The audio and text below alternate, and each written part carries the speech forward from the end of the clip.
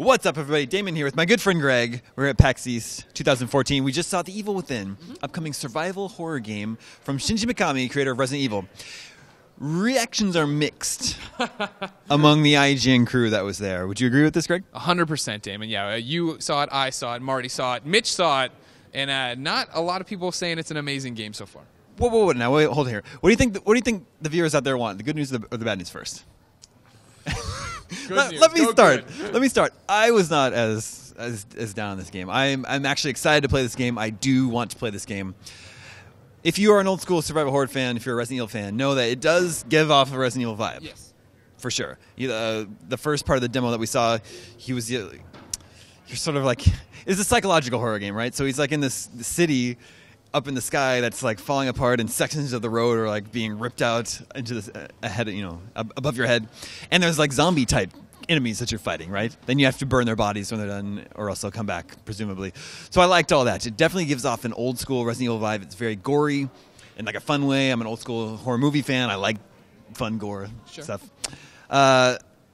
The problem for me was that there wasn't a lot of context when we sit down in the demo room. They just start playing. There's no explanation of what's happening, where we are in the game, what we're supposed to do. You just sort of walking around killing random enemies. It's very pretty, but I didn't really get a sense of what was going on. And then they go to a second part of the demo where the safe head guys are chasing you in a very pretty area with lots of like smoke and stuff. But still, it's just like, what?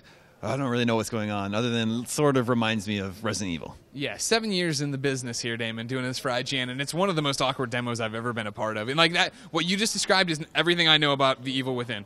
I went in there not knowing, oh, it's survival horror and this is that. But yeah, like the world started falling apart and he's not reacting to it, and I'm like, does he know he's in a dream or something? What the hell's happened? And then these things are popping up, and like there's parts of it I think that look really pretty. The fire, for sure. Like his model is great, but animations I thought were really stiff. Like it when we talk about giving you off that reminder of a Resident Evil game, making you think of a Resident Evil, that's good and bad. I feel like, right? Like it looked like the controls weren't super precise. We saw the aiming reticle all over. The guys coming at it, and the reticle's over here, and so I was like, screw it, and they ran away. You know what I mean? It was just like, it looked like that stiff kind of survival horror that I'm not a fan of. Yeah, I guess maybe it depends on like, if you're looking for an old school Resident Evil game, like a lot of gamers are, like myself, like that seems to be that's what's got me interested. I don't know. I think it might be the type of game that is hard to demo and that you need to sit down and play for yourself. That's sort of the feeling that I get. At least that's what I'm hoping. Yeah, that could totally be the case. This is the problem with seeing previews, right? Sometimes it goes the opposite. We leave a preview and like, that was amazing, and then we play 8 hours of that and we're like, okay, it wears out its welcome. Whereas this one, we're dropped into this a little bit confusing game and we're like, all right, and so how is this all going to play out? Who is this character? What's happening? Why is any of this happening? But if you are looking for an old school Resident Evil, that's what it looks like. For sure.